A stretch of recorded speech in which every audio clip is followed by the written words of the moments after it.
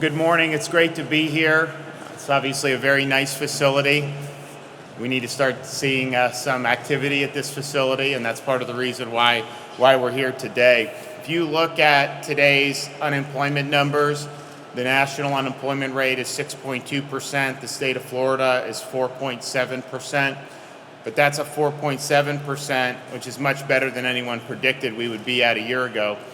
But that's a 4.7% where we have one of our major industries that has been idled by the federal government for over a year, the cruise line industry. And so we're here today to talk about a way forward for the cruise industry. We think it's very, very important. Obviously, we have a number of seaports throughout the state. It's more of an integral role in some ports than in others. So for example, here, this is a critical, huge part of what this port is doing. It's important in other ones, but you have some that have a lot of cargo and everything that's still been able to go throughout COVID. But we need to be able to get these cruise lines operating again. And if you look at what's going on around the country, but particularly in Florida, we've vaccinated, we're going to be at 3.5 million seniors soon that have gotten shots. It's going to be like 75, 70. I don't even know with the demand how much higher you're going to be able to get at that point, but certainly it's going to be available. We're going to go 40 and above starting on Monday, anybody eligible 40 and above. And then the next week, any adult will be eligible to get any of these vaccines. And so if you look at kind of what we've been doing, just with initial doses, we're knocking out 110. On Tuesday, we did 133,000 initial doses. That's J&J or the first dose of Pfizer and Moderna, and that's not even fully reported yet.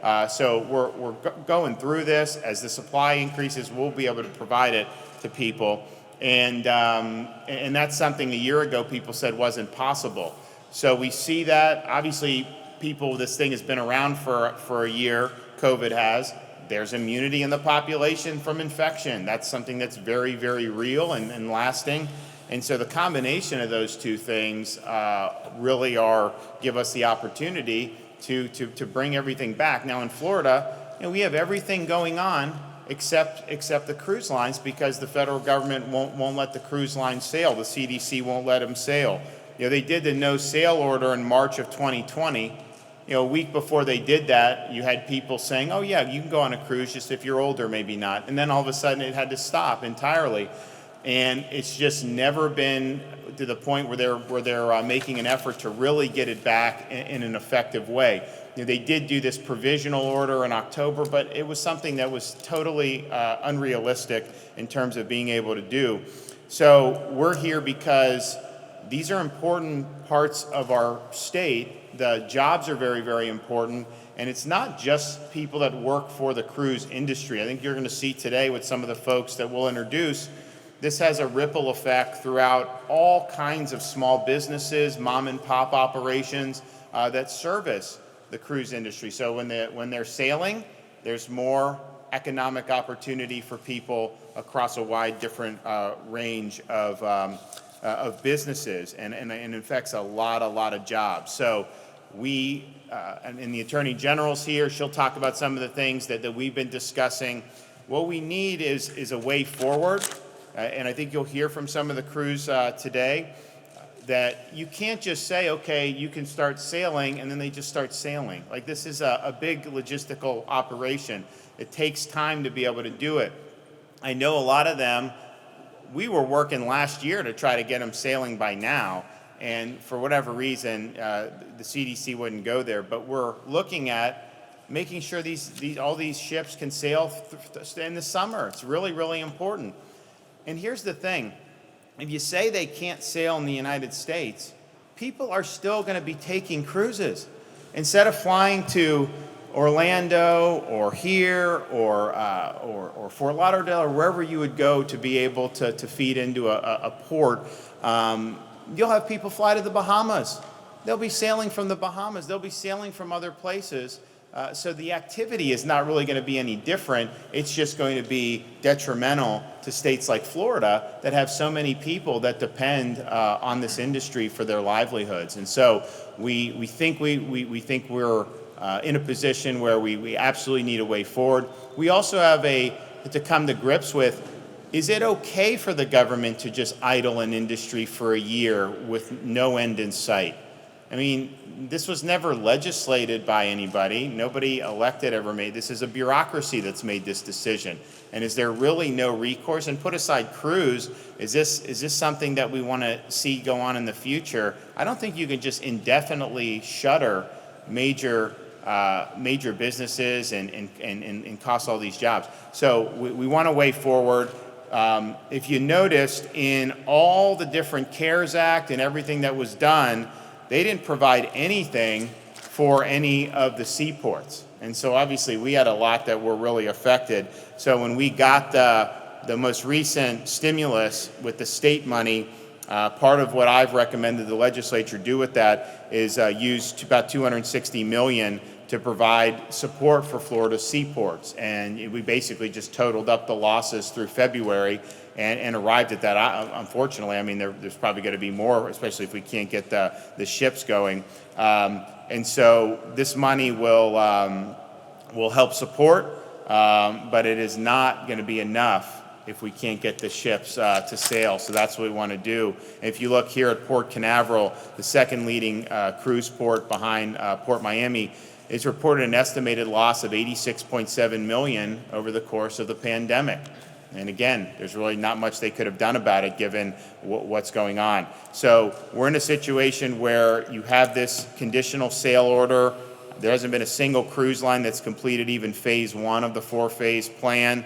The CDC hasn't updated any of its findings with current data to justify the lockdown of this industry.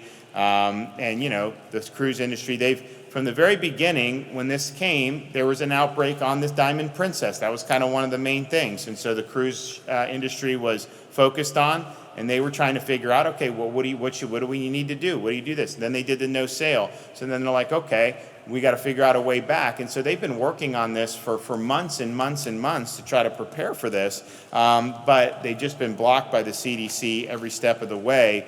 So people are right now cruising in other countries. You know, you have this as being done in the Mediterranean and other places, and I know some of the folks from the industry can talk about that. And of course, we have all kinds of stuff going on, and not just in Florida, where we're probably the most robust state in the country in terms of options for people. But you know, we have people flying on airplanes, they're on buses, hotels, restaurants, theme parks, casinos, bar, you name it. All this stuff is gone, but somehow the cruise is viewed as differently. So we want a way forward, and we're all united here to say we need a way forward. So I want to hear from some of these folks, have a discussion, and then hopefully get a decision, give them a date where they can go so they can plan and be ready to go. And I can tell you, we'll put a lot of people back to work in this state if we're able to do it. So I would like to turn it over to the Attorney General. Thank you, Governor. And many of you know I'm a fifth-generation Floridian. I have never been more proud to be a Floridian as I am right now, especially under the leadership of this governor, who is not a governor that sits in his office and puts his feet up on the desk and makes decisions on high. As you can see right now, he is in the details, meeting with the folks that are affected, not only the cruise industry folks, but those that support the cruise industry, the florists, the caterers, the transportation workers. All of these folks are Floridians just trying to provide for their families. This governor has been focused on how do we balance the health and safety of our communities with Floridians' right to make a living and provide for their families. So proud of this administration and really glad to be here today to hear how Florida and these businesses are affected by the federal government's decision to lock down a whole industry, which, if we're playing by the orders that are in place now, could be a year and a half. And so this is an extremely important meeting as we gather facts and information that we will use here in the state of Florida, that my office will evaluate with the governor to determine how we'll proceed forward. You know, we take our function and our role to protect Floridians and their rights very seriously. It's something that we consider every single day. And sometimes that means we have to push back against our own government, who is overreaching or acting outside their scope of authority that we the people have given them. And when you're sitting among a folks that has been idle for this long, under orders that we cannot see in the foreseeable future that are going to allow us to get back to work, we've got to start examining some very serious options. And so that's why we're here today. As you know, Florida is #1 in the nation for cruises. Over 60% of embarkments start here in Florida. So you can imagine the impact that this has on our economy. I'm here today to listen, to hear how this has impacted not just the cruise lines themselves, but the businesses, the longshoremen, the others that are helping facilitate these cruises. We are asking that there be technical guidance that is given that would allow these ships to resume. And it's important that we start examining how we can push for a sooner rather than later resumption of this incredible, important industry. So thank you for being here today. I know it's a lot to ask on a work day to be here and take the time, but it's incredibly important as we examine all options and determine what our legal avenues are to push back against this government overreach into an industry that is so vitally important to the success of this state. Great. All right, Kevin Tebow, Florida Department of Transportation. Good morning, everyone, and thank you again, Governor. Thank you, Governor, for your steadfast commitment to provide a vibrant transportation system for the state of Florida. And Captain Murray, great facility that you have here. It's a beautiful facility. So under the Governor's leadership, the state has made key investments in our transportation network, keeping our state moving and ensuring that goods make it to market during the pandemic. By maximizing the lower traffic conditions, the Governor recognized an opportunity to leverage those critical investments in our transportation infrastructure, but that yielded the greatest return by accelerating close to 50 transportation projects throughout the state, valued at several billions of dollars, ultimately benefiting every single person in every part of the state. And as the Governor mentioned just last week, he outlined his recommendations for the best use of those funds from the American Relief Plan. And beyond the $260 million that he mentioned going to the ports, he also proposed another $930 million for the Department of Transportation in our work program. Again, noticing and recognizing the important factor that the transportation network has for moving people and goods throughout the state. But as you heard, just because of the CDC's no-sail order, the members of our communities who are in this industry, who are directly impacted by the inability for the cruise ships to sail, they're still struggling. And it'll take many, many months for that industry and those communities to recover. You don't have to go far to see the lasting impact. Just look around the port where we are today. Beautiful facility, but it's empty, entirely empty, other than us here today. Florida is well known as the cruise capital of the world, sending more than close to 9 million passengers. And the top 3 cruise ports in the world are right here in Florida, with Canaveral being one of them. So just recently, I just wanted to share with you a little bit of statistics, as you had mentioned, General, about some of the numbers. September 2020 report from the Federal Maritime Commission estimated that during the first 6 months of the pandemic, losses in Florida due to the cruise industry shut down totaled over $3 billion in economic activity, including 49,500 jobs, paying over $2 billion in wages. Think about that. More than 49,000 of your neighbors, your friends, your colleagues out of work. And that was just the first 6 months, and here we are a year later. So from the travel agents to those that support the ships when they come into port, to those at area hotels and restaurants, each of them are impacted by the sole decision of the CDC. Families are suffering.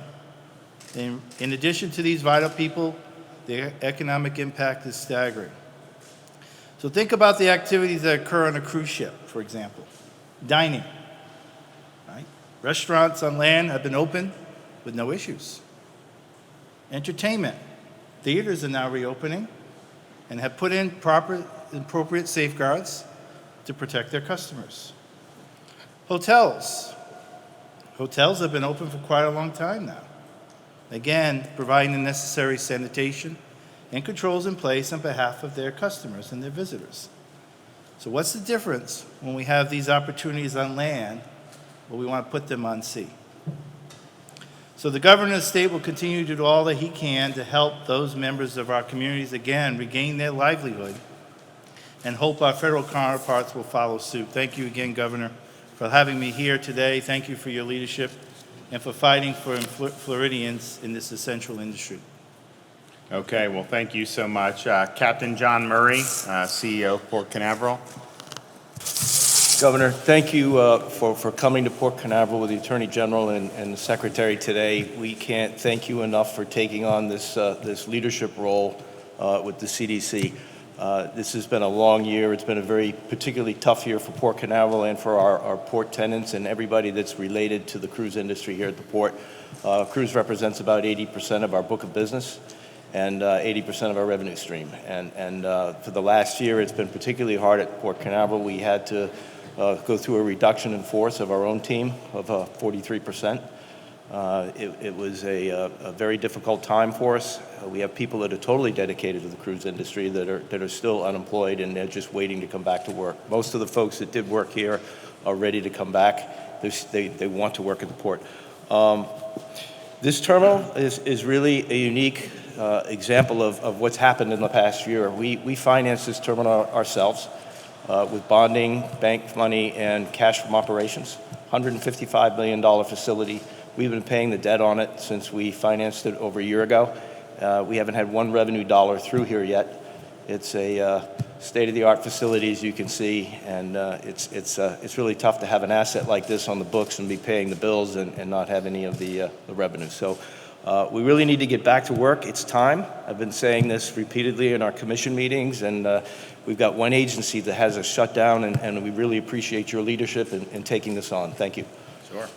Yeah, you go back to last March, the concern and the rationale for doing things like no sale was that, our health system would be overwhelmed by corona patients, and that was the overwhelming of hospitals.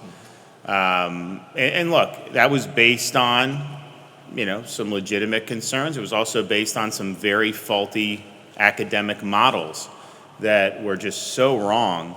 But nevertheless, you could argue be safe than sorry. Well, now we're at the point where obviously you're not going to have these hospitals overwhelmed. I mean, it hasn't happened anywhere in the country in terms of not being able to treat patients. I mean, some got very busy in certain parts of the country. We had some in our state that got pretty busy over the summer in particular. But it seems like the rationale for these continued lockdowns of cruise industry and then some of the things other states are doing is not to prevent hospital overrun, but to just have no case, like 0 cases. That's not possible to achieve, and you end up destroying people's lives trying to achieve it. And so that's never been a valid basis to restrict people. And so we need to say, we're going to be fine. I can tell you in Florida last year, I didn't know if the cruise lines are going to have a bunch of sick patients, how that would affect my hospitals. I have no concern about that at all. It's not going to be an issue here.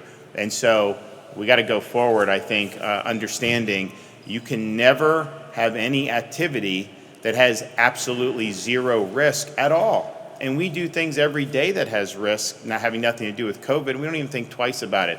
And I kind of feel like they're looking at the cruise line saying, well, somebody could potentially do.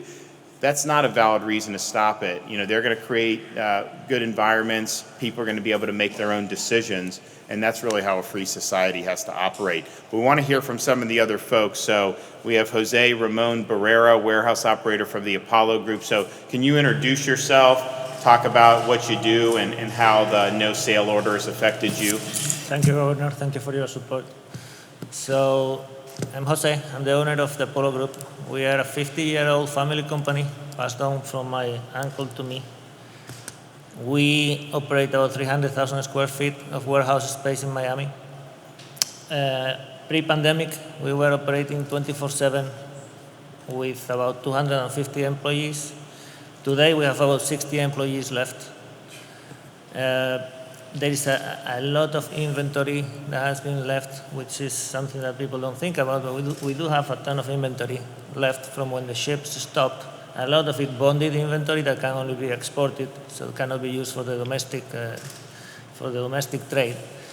And we have another problem, which is as a smaller company, we see NCA, Royal, all the big guys that have the option and the ability, and they've done a very good job at raising equity, raising debt. For us, it's a lot more difficult. We have to deal with the banks in a much different way. So that has created another problem for us. And basically, it's been 14 months of very, very little revenue, a lot of job losses, a lot of people having to be furloughed, let go, a lot of human capital lost. So we can't wait. We want to start. We are rearing for it. And thank you, Mr. Governor, for your help. So if they're able to sail again, would you be able to add employees? We will be right back to the pre-pandemic levels. Yep. So you'd be at 275 employees just like that if they lift the no sail order. Yep, exactly right. Great. We also have Carlos Aguirre, Director of Operations, M&C Uniform. So can you talk about what you do and how you're affected by this no sail order? Thank you very much for having me here today. Can you maybe move that mic over just so he can get? Doesn't have to go. Yeah, perfect, right there. Good morning. We're a small company based in Sunrise, Florida. 95% of our business is the cruise lines. We do about 8 of the bigger cruise lines. We do the whole uniform programs for them. Like everybody else here that's from the cruise lines, we've been affected. We used to carry about 60 employees with the 2 companies that we do, because it's a sister company.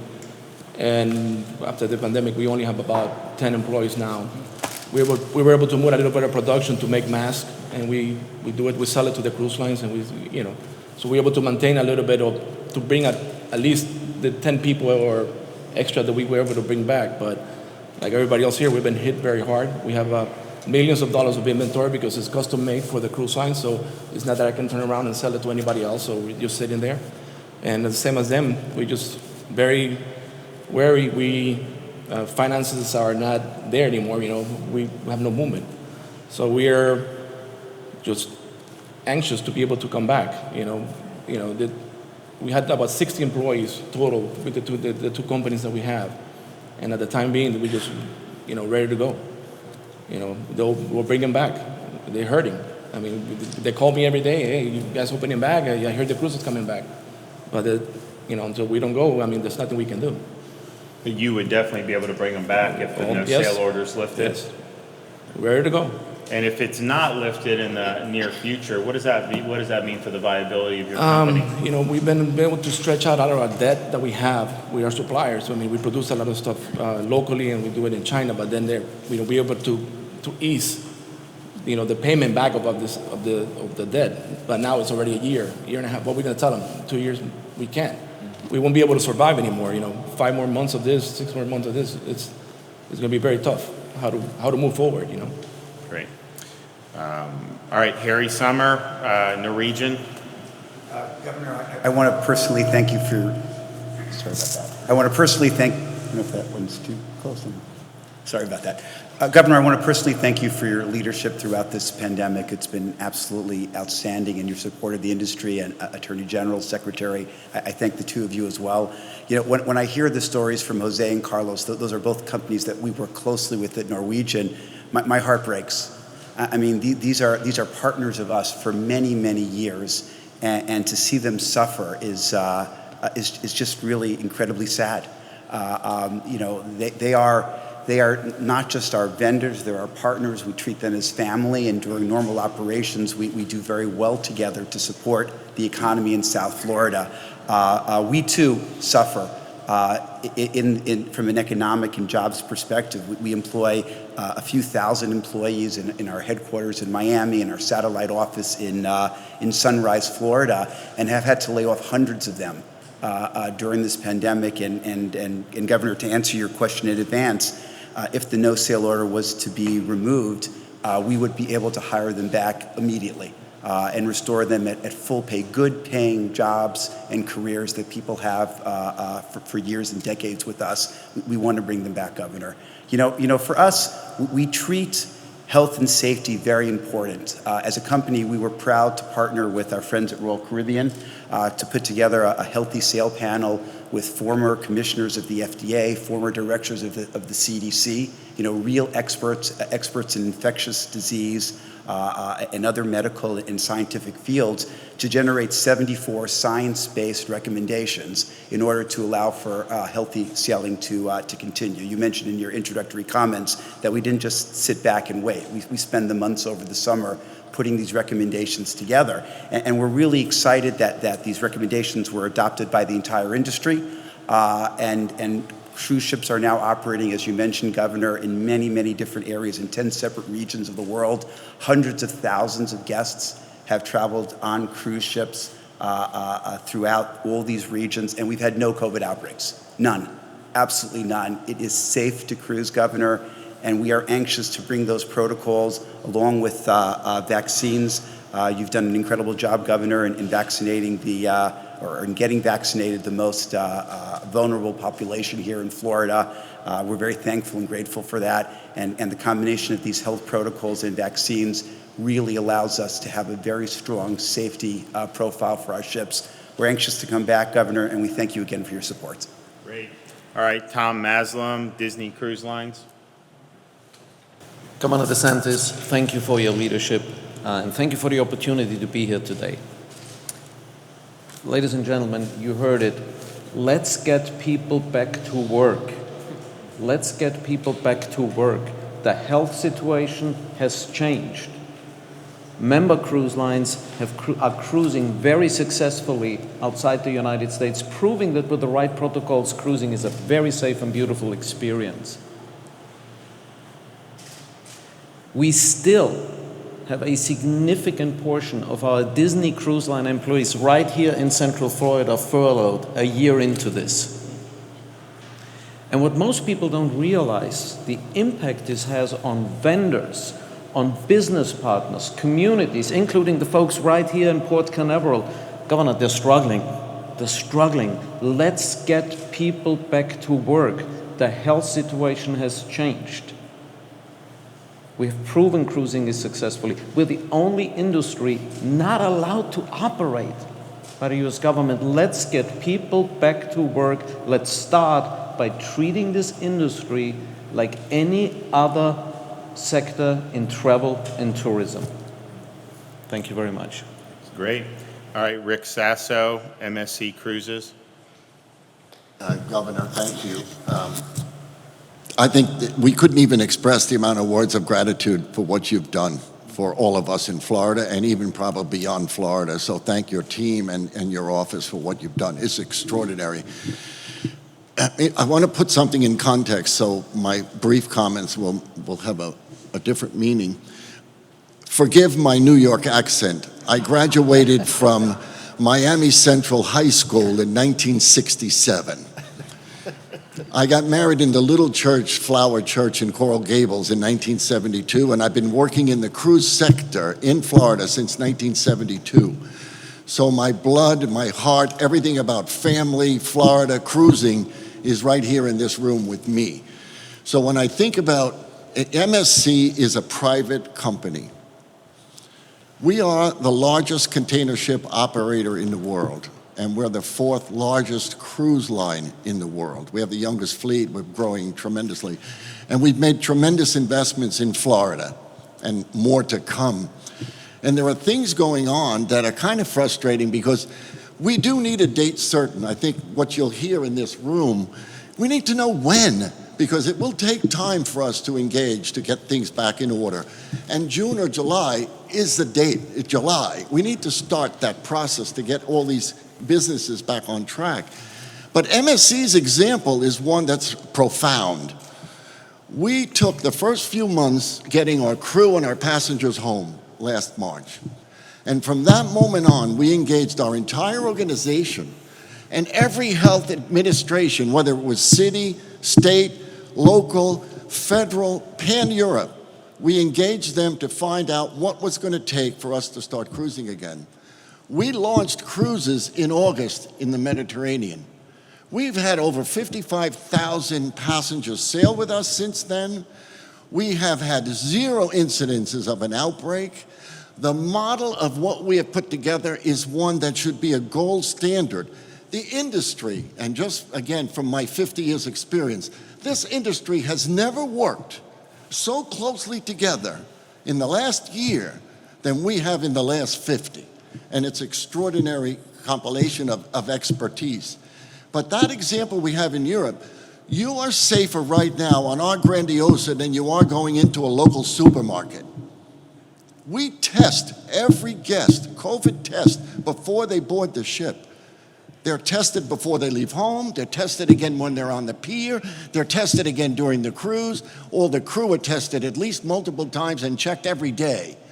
So the incidence will be almost 0, but never 0. But you are safe to go on a cruise ship today.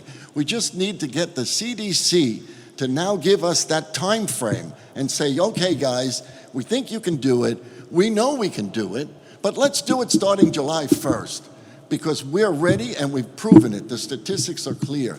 So we're anxious to do that, and our company, MSC, being a global footprint, we're certainly ready for North America and Florida to come back to life again. We're proud to be part of that process with you. Thank you. Christine Duffy, Carnival Cruise. Thank you, Governor, and thank you from all of us at Carnival Corporation for your support. As you may know, Carnival Corporation represents nearly 50% of the cruise business with 9 brands, and like my colleagues, we have many of our sister brands that are sailing very successfully around the world. But Carnival Cruise Line, I like to say, is America's cruise line. And we sail from 14 U.S. home ports here in this country, the majority from Florida. And our guests save up all year, many of them, to take that vacation with their family. We sail more family and children. July, the summer is coming. As chair of the U.S. Travel Association, airlines, hotels, resorts, every part of the travel and tourism sector is preparing for summer travel. As you've heard from our colleagues, the protocols that have been put in place already by the cruise industry go above what we see in any other part of travel or entertainment. We have many, many of our guests that drive to their cruise vacation. This beautiful terminal here in Port Canaveral was built for a ship that we just delivered that we are not able to start up in the U.S.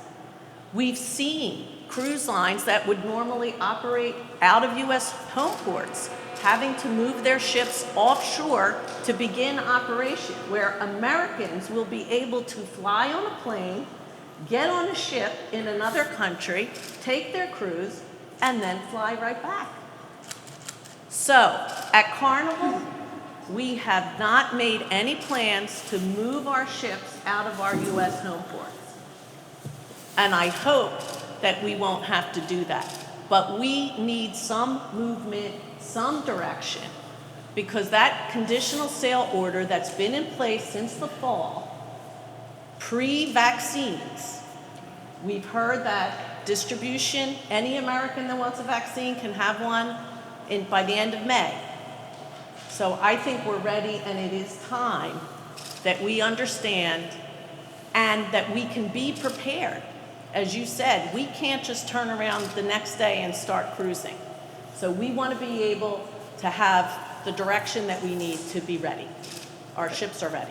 And what about your employee situation? What have you had to do over the last year, and would you be able to hire people? We still have people who are on furlough. We have cut our resources by probably 40%. We have people who want to come back to work. As you've heard from all of the partners here, all of us rely on the supply chain, that many of those companies are small businesses here in the state of Florida. They're not working.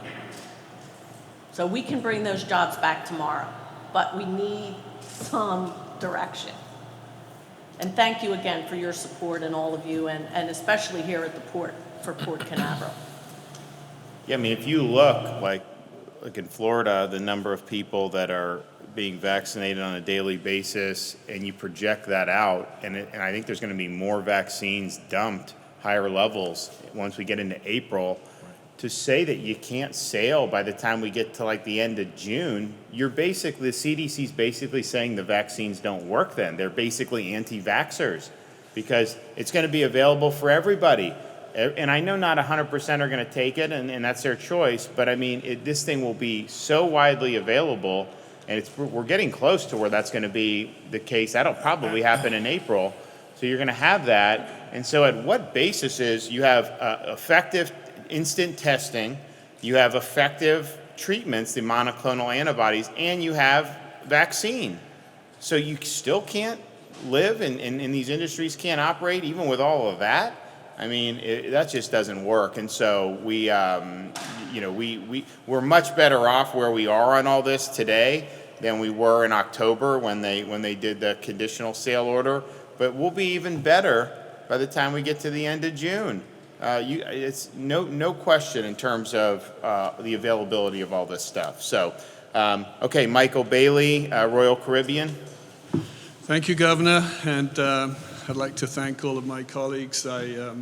Everything that they've said, I completely support and endorse. It's been a devastating year for our industry and our business. We've effectively been shut down for over a year since the no sale order, and for the past 5 months since the CDC issued the conditional sale order, we've had literally no progress. And when we've inquired as to the progress of that conditional sale order, we've been told basically that it is in intergovernmental agency review. And we have been told that on multiple occasions. It's coming, but it's in review.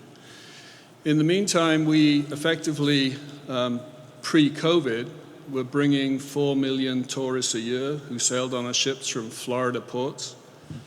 We were spending approximately $2 billion a year in Florida on supply chain that supplied our ships, whether it be fuel, eggs, water, provisions. We have operations all the way through South Florida, call centers, warehousing, head offices. We effectively shut them.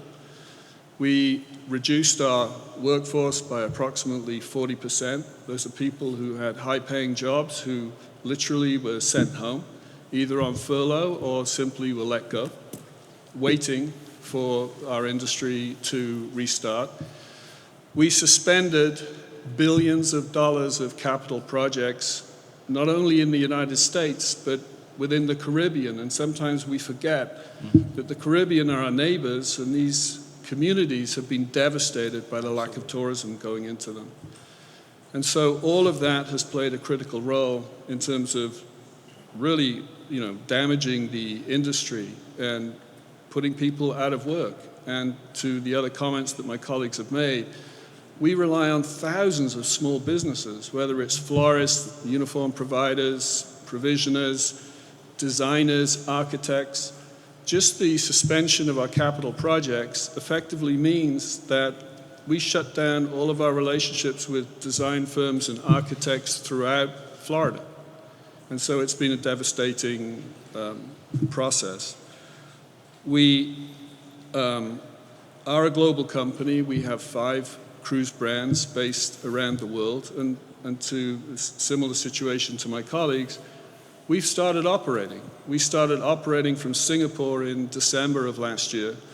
We've carried over 50,000 Singaporeans extremely safely, without incident, without any issues at all, working in a very collaborative way with the Singaporean government and the health ministry there. Our brands in Europe have carried people from Germany and throughout Europe, and we've had no issues. We've developed significant technology for contact tracing. We've got protocols in place that we've all worked on as an industry that are incredibly sophisticated and we believe are state-of-the-art. And so we're confused. We're a Florida-based entity. We have a huge business. We carry 9 million, 10 million Americans a year on vacations. They love these vacations. And suddenly, it stopped. And yet we can't get any reliable information from the entity that's closed us down. It's in intergovernmental agency review, month after month after month. It's devastating. We have now started to take our ships because we have to, and we've started to home port them in other locations. We announced that we're opening up in Israel because the Israeli government reached out to us, and we had a collaborative process, and we're starting to cruise from Israel in June. We recently announced that one of our ships will be home porting in Nassau in the Bahamas. We opened it for sale a couple of days ago. Fantastic demand, primarily from our American customers. We announced that we're opening one of our ships and home porting it in Bermuda, and that'll start in June. Exactly the same thing. So we're in this bizarre situation where we're all Americans. We've got huge workforces in America. We buy all of our products in America. We supply our ships from America. Most of our customers are from America, and yet we cannot get any guidance. And so I thank you for your support, and it's wonderful to see, and it's great to be invited here to speak with you today. So thank you. What does this say about a bureaucracy that can't even get its ducks in a row and just doesn't even care that people are hurting or that people aren't able to work or that people are on furlough? Like, you can't even bring yourself to come to the table and communicate and provide a way forward for people.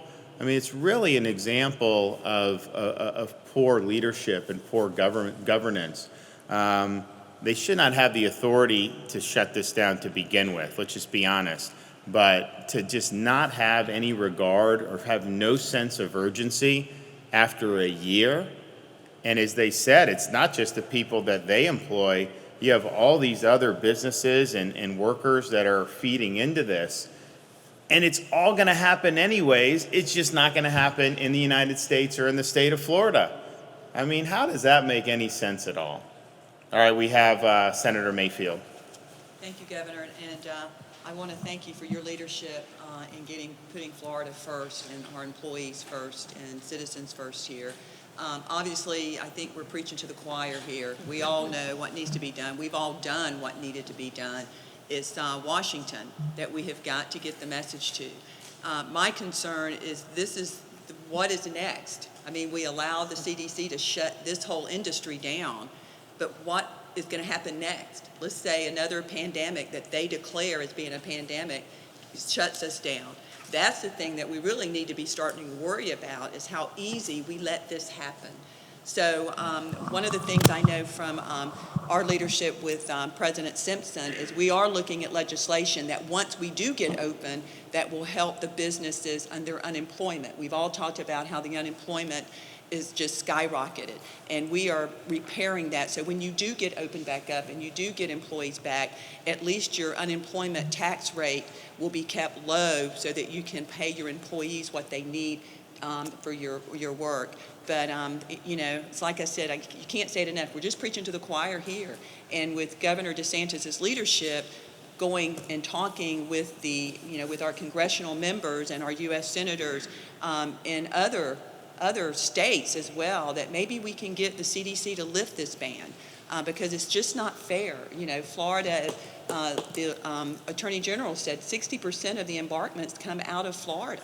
So it's really just crippling us. So I want to thank you guys. You guys have the answer. You know, Rick, you have a protocol in place on what you're doing. So it's just beyond me why the federal government can't take that protocol and let's apply it to all of our cruise lines here in Florida and get everyone back out there. Listen, my husband and I and our family, we go at least once a year. Once a year we take a cruise. It is the easiest vacation that you can do with family, is to do a cruise. And so, you know, we are looking forward to it opening back up and getting back on that first cruise ship out of here. So thank you, Governor, for your leadership in bringing this together. And hopefully this message will get to Washington that, you know, get off your butts and let's get our industry back to work here because we need the jobs. So thank you. Great. Senator Wright? Thank you very much. Thank you very much, Governor. What a great day today is to get one day closer to being back open. I wanted to thank Admiral Justice Captain Murray for keeping this great asset of the state still alive. These folks have done an amazing job keeping the Port Canaveral alive by moving to cargo and keeping it. We have a big overhead here every month, and they have found ways to keep the doors open as we wait for the cruise line to come back. So I think it's already been said, and Secretary Thibault touched on it already. You know, hotels are open, restaurants are open, bars, lounges, Bike Week that you were at in our district. 600,000 bikers. They're still all walking around and riding their motorcycles. There's no reason that these cruise ships should be sitting empty. And Attorney General Moody, you already have all your witnesses for when we have to go fight. And I like to tell everybody that if we have to choose who to fight for us, she's the winner. And she will do the job. So thank you very much for having me here today. So on that note, I know you've looked at figuring out, okay, how could you vindicate Florida's interest if we can't get any movement here in the near term? And what does it look like?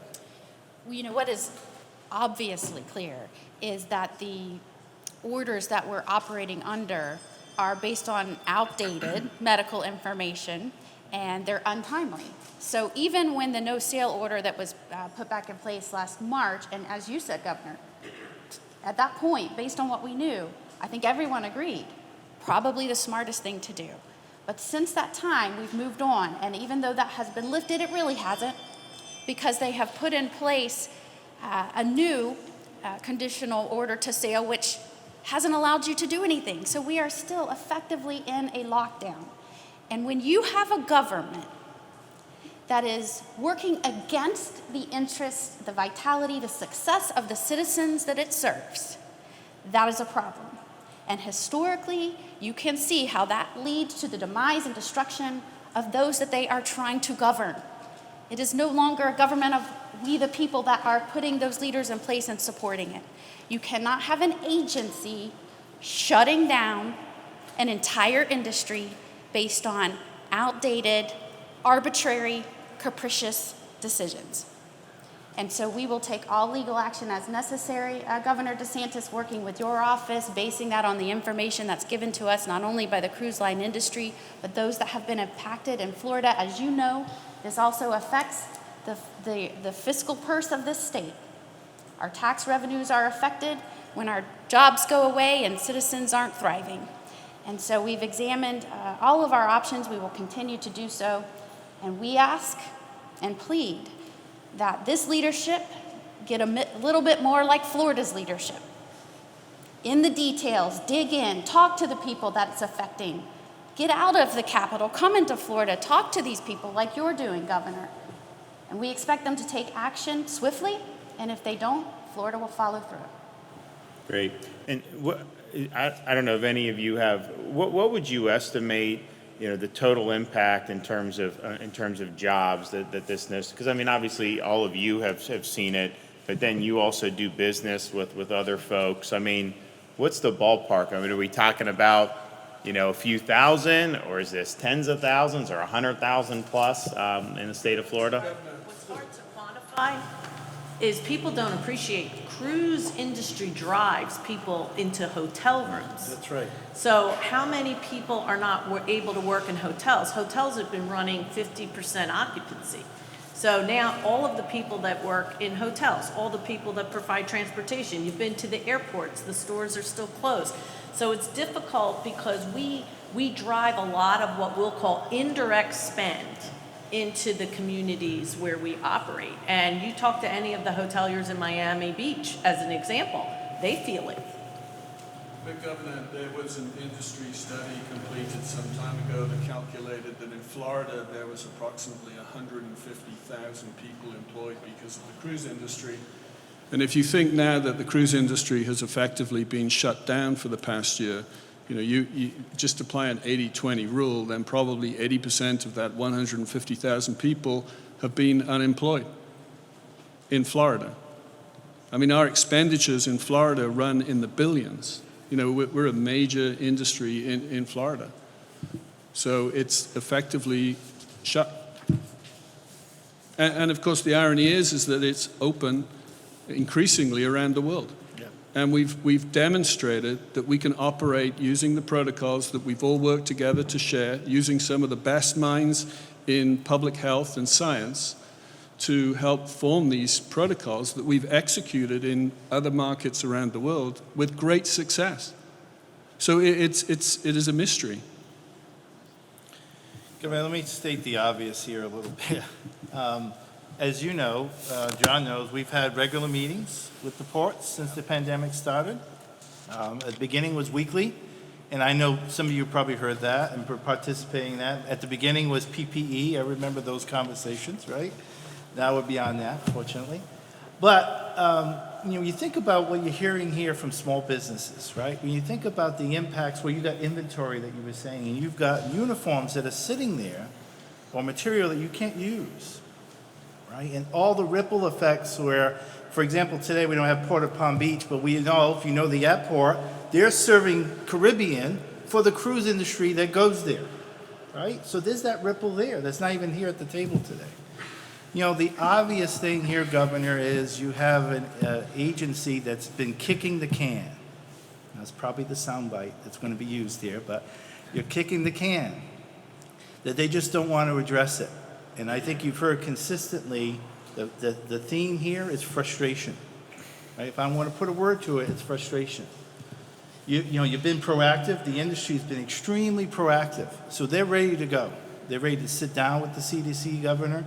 So I think perhaps, this agency's been here to support you, obviously, during this pandemic. If you want us to continue to help support, we're here to do that, because I think there's a number of actions we can do just to help stop kicking the can. Yeah, and I think I think you guys kind of pointed out, but you have the people that would work like for individual companies here, important jobs, and then all the different other businesses that you will do direct business with that provide you services. Jose, Carlos, all these other things, very important, a lot of employees, and then these indirect, where yes, people fly into Orlando, they'll go to dinner, they'll stay, and then they'll drive over here, the next day and get on the ship. And so that has that ripple effect, and we see that, and obviously our airports and things like that. So it's a big deal, and I just, I look at it and say, just think we're doing so much better than the country, 6.2 versus 4.7 on the unemployment, and yet we're the most crippled by what they're doing with this national cruise lockdown. And so if we get liberated from that, you're going to be able to see, maybe tens of thousands, maybe even 100,000 more people end up going back to work across all these various industries and companies that are affected by this. That's a huge deal. That is affecting a lot of lives. That's people putting food on the table, reducing anxiety, all these different things. And, you have the decency to provide some firm guidance and provide an answer. And if you're not going to be willing to green light this, then you need to explain why everywhere else in the world can do it and why Americans are going to be doing it and all this other stuff. And some of this thing, I think, you got to be in touch with reality. You got to get out of your cubicle and you got to actually see how the world's actually operating. And, there's some people that maybe they're thinking like that, walking into a restaurant is like the most dangerous thing in the world. And they've said that in the past. But then you look at places that if people are open and doing things, and it hasn't panned out the way they said. And so I think the similar thing here, they're acting like the cruise ships are going to be this massive problem when we already know they're not, because they're doing it in other places. And that's kind of the best. You can have your model, you can have your whatever you surmise, but the observed experience is the most powerful. And if you're doing it and you're doing it without a hitch in other places, then you need to be able to do it here in the United States. And so, Governor, if I can, yep. We've been doing it without vaccines. Yeah. This is, everything has changed because of the vaccines. I got my first shot a couple of weeks ago. I felt incredibly empowered. I think everybody does. And we see it in the bookings for our future cruises. Yeah. And we ask our customers, have you been vaccinated? Over 60% have been vaccinated. And they're happy as happy could be. They're ready to go. So, we've been operating safely globally without vaccine, and now vaccines have come into this, and we know now in America and in Florida there's been a huge success. So why are we waiting? Governor, you see here 5 of the leading cruise lines in the world. We are united to support you in this effort to take the cruise industry forward. We just asked Dr. Walensky from the CDC to come and have a dialogue with us. Right. That's our only request. We love the leadership that you have, and I would welcome for her to talk with you, to talk with us, to get this dialogue moving immediately. Absolutely. And I think what you'll see too is, in Florida, our seniors, I think they were very prudent, but many of them were still living their lives. I mean, you look at some of these places, Central Florida, the villages, they had the record golf rounds during COVID because people wanted to be active, and so they didn't do some of the real risky, but they did do a lot of stuff. So it's not like every senior's just been huddled up the whole time, although some may have been isolating a lot. But now with the vaccine and everything, people, there's pent-up demand. And it's not just Florida, it's other places. There's a lot of pent-up demand for people to be able to do things because they've deferred some of this activity in terms of doing a vacation or doing travel. And you see kind of how it's affected different parts of our state unevenly in some respects. I mean, the Panhandle, they had the best summer they ever had because people are driving from all these states converging there, and it was like it was a huge boom. Well, Central Florida, I mean, limited theme parks. Obviously, they took them a while for them to get open. The convention stuff, the cruise, and so you have more unemployment. Miami, even though a lot of Miami is booming. Thank you very much on that one. But, it's booming. People are buying property and everything. But you have higher unemployment because of this no sale order. There's no question that that's had a huge impact. So, now is the time. And look, if there's a valid reason for this, then tell me. But they're clearly, to me, at this point, this has outlived its usefulness. And you always got to be willing to look at the data. And you got to be willing to reverse course when the data suggests you need to. I mean, for example, I did this at the beginning. Everyone was saying you have to stop the elective procedures because we need hospital space and PPE. And so everyone in the country did this, every state. So we did it. And 3 weeks later, I'm like, the hospitals are half empty. We're getting more PPE. So we put them back in and said, you know what, the hospitals, you guys make these decisions. You know how to manage your patient load. You know how to manage the PPE and all this stuff. And you know what, they did a great job on it for the whole pandemic. And so those are things you do. If one of these policies isn't necessary or you reverse course. So that's what we're looking for here. And I think that there's a lot of livelihoods that depend on this. And I think the frustrating thing is there's not a lot of obvious recourse. They can just let it sit in the interagency, and we just kind of gotta sit here. And maybe we don't just sit here forever with the Attorney General, but certainly for now's the time. They need to plan. They need to be able to get their ducks in a row. But I'm confident there's going to be a lot of people that are going to want to do this. People want to be active. They want to resume kind of their normal activities. And so this has a potentially to be a big positive impact on our state. And you're going to put a lot of people back to work. And I think you guys are going to get a lot of interest to want to be doing this. Any other issues you think that we need to discuss? Just a further comment, because independently and as a group, we have created the most incredible protocols to get back to work. And I think it's kind of like a cure for the anxiety and the risk. It's not a cure for COVID, but it's a cure for the anxiety and the risk.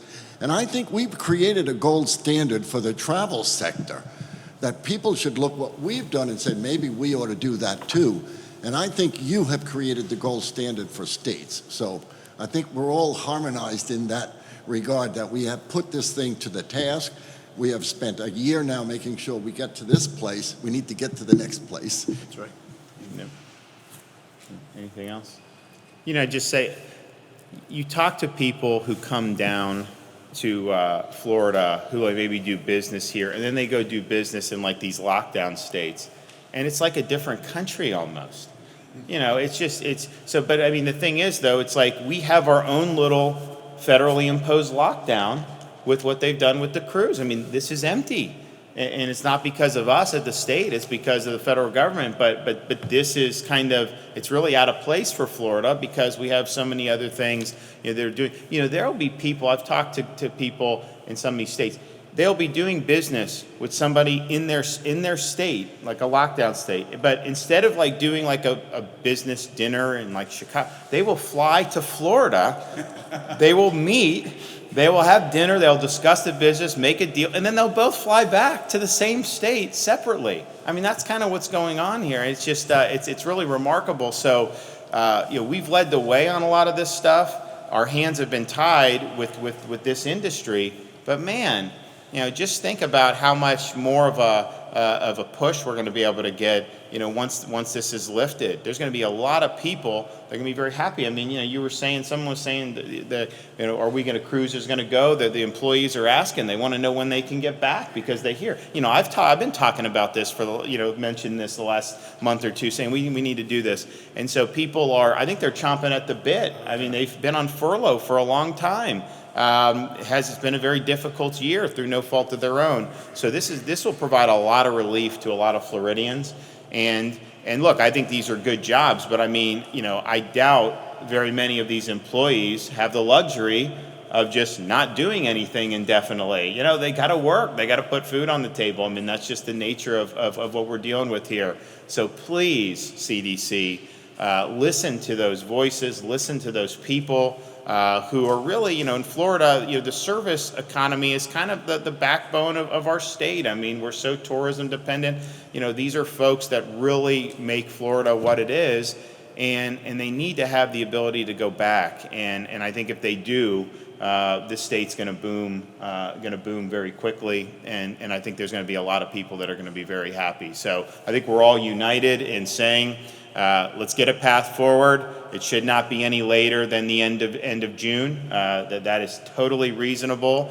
And the COVID thing is going to be, look, the only way it won't be in great shape is if you don't think the vaccines work. I mean, that's the only way at this point you could say, fast forwarding a few months into the future, that somehow you think that this is not going to be even better than it is now. And it's gone down everywhere in the country, almost everywhere, you know, over the last month and a half. And if you look at the nursing homes, man, it's totally crashed in the nursing homes because those are the places we were vaccinating first. And so there's a lot of encouraging things, and we should embrace that and really want to get ahead of it. So thanks, everybody. We look forward to coming back, maybe when the ship does the maiden voyage. Maybe we'll be able to do something. So.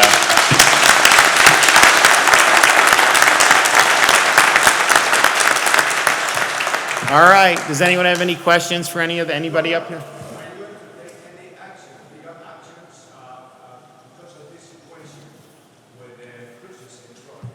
So as we said, Attorney General and I have been discussing what potential options we may have on the legal side. But at the same time, I mean, I think we are all in agreement. Look, let's just appeal to the CDC. Let's try to get the guidance without having to go down that road. But I mean, we obviously at some point are gonna need a way forward. And so we're willing to work with them. We want to work with them. We want to be able to get them to get to yes. But we obviously are going to keep our options open for the future. Yes, ma'am. Forgive me, I'm going to shout so that you can hear. But Governor, have you reached out to the Biden administration or the CDC to get this no-sale order lifted, and are you hopeful that it might be lifted by summer? So this has been something we've been working on since last summer, and I think I spoke with some of you about it then. We thought we had a path to get it lifted by the end of last year. Obviously, that didn't happen, and the previous administration was supportive of doing it. The CDC, though, was not, and so I think what we've seen is kind of a continuation of that. And look, all we're saying is we really want to be able to go forward. It's not just Florida, even though we're the most impacted. Alaska has appealed. There was a letter written from the 2 senators from Alaska, as well as our 2 U.S. senators, to the CDC requesting, or actually maybe even to the COVID task force or whatever they're calling it now, asking for this. I've been involved with other governors across the country appealing that we can find a way forward here. And so the thing is we obviously wish we were already sailing at this point, but I know they have stuff. They're going to be ready to go, if we can just get all this squared away for the end of June. The summer is going to be huge. But if we let it drag on, then they're going to have to go to their guests, the employees, and it's just going to be a total disaster. So let's get it done now in the near future. Give them time to ramp up their operations. And let's put places like this to use, and let's put people back to work. Absolutely. Yes. So I'm Nick Pena with Cruise Planners, and I want to bring to light a segment that hasn't been mentioned today, which is the travel advisors. That's right. I am part of thousands of franchisees from Cruise Planners, which is a Florida-based company, and we're hurting. Yeah. I had to make tough decisions. In 2014, I opened my business out of the blue, and to great success. But in the last year, I had to make the decision to keep the business open or pack my home in Miami and come to live with family here in Central Florida in order to survive. And I see no end in sight. As an agent that specializes in cruises, my customers are calling me now almost every day. I saw the commercial, I saw the news, and then I have to tell them, well, they're not sailing for the United States. They're still buying it. They're calling me every day saying, hey, we got the shots, we're ready to go, what can you do for us? And I have nothing to tell them, and it's very frustrating. So if they lifted this no sale order, though, you would be able to be back in action and get on your feet again? You'll be ready? Yeah. Good. Yes? Can you say if you were the Attorney General at this target to process some legal action against government, or when would you start doing that? Well, there's not been anything filed. I think, look, it would be malpractice for us not to look at all available options to vindicate the interests of the state. We are not announcing any action at this time because we don't believe it should be necessary. And we think that we have a pathway forward, especially given the track record of the industry in other countries, and especially given the fact that if you keep this no sale order in place, Americans are still going to be taking cruises. They're just going to be taking them from the Bahamas or Bermuda or something. And look, those are nice places, don't get me wrong. But I want them sailing from Florida. I mean, come on, it's like, let's do that. So we know all that. That's the direction it's all going. So let's get to a good place. But I also think it's important. This is just me, and they may agree or not agree. But if you're going to issue guidance, you can't do so much guidance where it paralyzes any way to operate. And we've seen that in some other instances, some of the school guidance, some of this other stuff. You got to have a little bit of a realistic view on this. And quite frankly, they know more about how their operations work than an agency would. And I think they're going to be in a situation where they've already shown in other countries it can work well. And so they have an opportunity to follow that framework and provide an enjoyable experience. And just think about it. If you're in business here, you want to provide an experience so people like it and they tell their friends and that they come. You have more incentive to get it right than anybody does, because your viability is really at stake. And I mean, because they do stuff for safety apart from COVID to make sure that their guests have a safe experience. And you got to do that. Otherwise, it's not good for business. But I think we have to protect the state's interest. But I think right now the state's interest, can be vindicated by appealing to the agency. Let's get a path forward here. And how soon? I mean, if they said starting, in late June, you could go forward. I mean, would you be able to start hiring people in the near term? So you'd be able to do it pretty quickly? Yeah, you would be able to as well? And then you guys would be able to start bringing people back. Ships are here under the conditional sale order, ready. We need the time to be able to sail. So if we want to sail in June, we need to have some movement in the next couple of weeks. Yeah, right. Good. Yep. Yeah, Governor,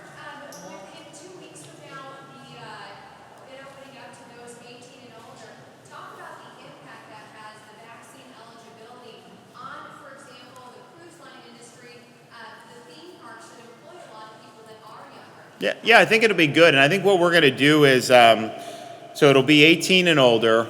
As we start to get more supply, we'll see what the demand is. Because, right now, we did the age, we did it I think it was a pretty good thing in terms of when we went to 60, when we went to 50, and now 40 on Monday, we did it to where it never got overwhelmed. When the demand softened, we did it, and it's been largely smooth in terms of that. You didn't see all the systems crashing or whatever or anything like that. And so I think going to all adults, you're going to see obviously some demand for that, but my sense is that'll kind of be a continuation of what we're doing. I don't think the demand's going to be overwhelming. As we start to get more vaccine, if you start to see a surplus of vaccine, we'll probably go to companies and say, hey, if you guys want stuff for your workforce, maybe we'll just send it directly to you, and then you can knock out thousands of people on site so that people don't have to worry about going to CVS or some of that stuff. So there's a lot we may be able to do as the vaccine production increases, but we did get more.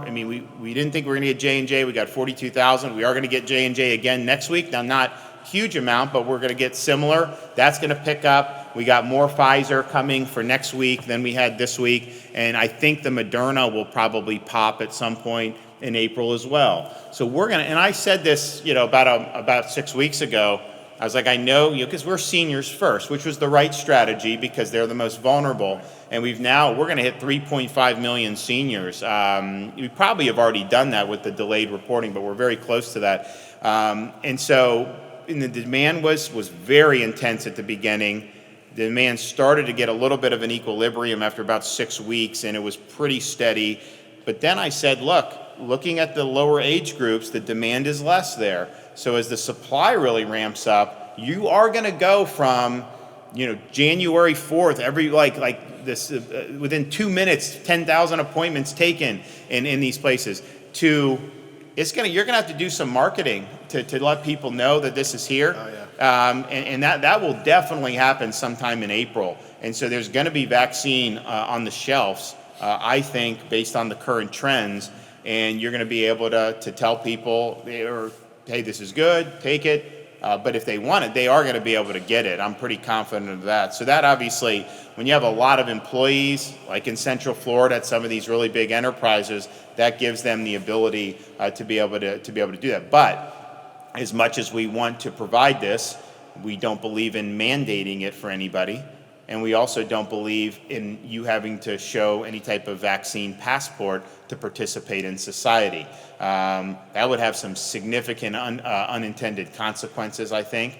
And it basically penalizes, if certain communities have more vaccine hesitancy, then it penalizes them from being able to participate in society. So there's a lot of problems with that. So available for all starting April 5th.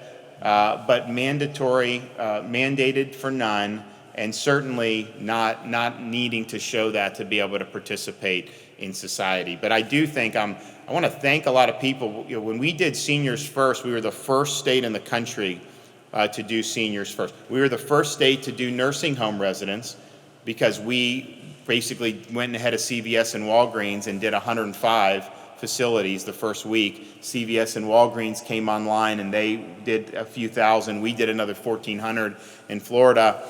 We had hospitals vaccinating people throughout this whole time.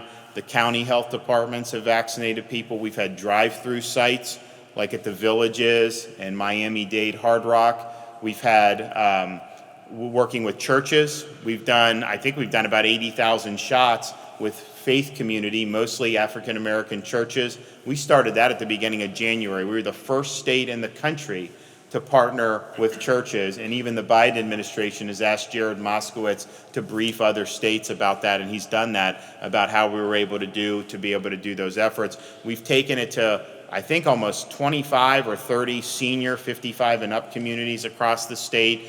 Sola Vida in Central Florida. We did some on the east coast of Southeast Florida. We did a bunch of them. We did Brevard with Debbie. We were in St. Lucie. We've done a lot on the west coast of Florida. been very successful. We're over 5,000 seniors in our homebound senior program, where we actually send people to their homes for seniors who can't get out to be able to vaccinate them. And we've set up a bunch of sites in underserved communities. And so the result is, this massive state. We have seniors everywhere. I mean, I didn't like they're all in Delray Beach. I mean, they're everywhere. And that just, it's logistically a little bit more difficult, the larger the footprint and the number of people. So a massive state across 2 time zones, a whole bunch of diverse communities, very huge elderly population. We'll end up hitting 75% of seniors. We may have already hit it with the delayed reporting, but then we'll report that very soon. 3.5 million we'll report very soon of seniors, and that was really the #1 mission. And it wasn't easy. We had a whole bunch of different. And then we had the pharmacies that have done all this. We've got. I think we're getting close to 2,000 pharmacy locations between CVS, Publix, Walgreens, Sam's Club, Walmart, and Winn-Dixie across, and Navarro Pharmacy in Miami-Dade County across the entire state. That's a huge, huge thing. And when you think about it, if you're like 35, you can just go to CVS and you can get the shot. We want to get it in every CVS. We're going to work on that. We will probably announce an expansion of CVS next week because we're getting additional vaccine. But that's a huge, huge thing to have this really strong retail footprint. So we believe with all these distribution mechanisms that we've been able to establish and the increasing in the vaccine, by the time we get to June, I mean, if you haven't been vaccinated, it's because you have made the choice not to be vaccinated. There's not going to be the lines. I mean, remember, we had 179,000 shots the first week, and I had a lot of people that wanted it. And then even when we started to get a little bit more, we were getting about 250,000 initial doses a week. Well, I had millions of seniors that wanted it, so it was hard to get appointments, and it took some time to work through that queue. Now that's not going to be the issue, and so it kind of plays into everything here. We've made great strides. The treatments, nobody talks about the monoclonal antibodies. They work. If you're somebody that's at risk and you get infected, talk to your physician about getting that, because if you get it early, the success rate is fantastic. It's not really advertised as much because the companies don't need to, because they've already sold all the product. But it is something that's really, really important. And then they have the ability to do these instant tests and these rapid tests to be able to identify this. And then, of course, with the vaccine. So I just remember I think some of you may have been there, but we had a meeting with Mike Pence a year ago, probably about second week of March. We were down in March 8th, and where were we? Fort Lauderdale for that one, right? So we're in Fort Lauderdale. Like, if you, just to even think about going back at that time, like, so little that we really understood. We had nothing in terms of certainly no proven treatment, obviously no vaccination, very difficult to even test because you're literally taking it to a lab, shipping it somewhere, and there's a big delay. And so it was like, man, so now where we're at now, we understand so much more. We've got the ability to test for it instantly or virtually instantly. We have treatments, vaccines, and everything. And so if you can't get to yes under those circumstances, then you just don't want to get to yes. So we look forward to coming. I want to see these ships sailing. It'll be a great comeback, I think, for a lot of people that work in this industry, and it'll be part of the Florida comeback. The cruises and the flights are the last 2 pieces of the puzzle for us in terms of having flights from around the world come back into Florida to also boost our tourism industry, and hopefully that's coming soon as well. So thank you, everybody. We appreciate it.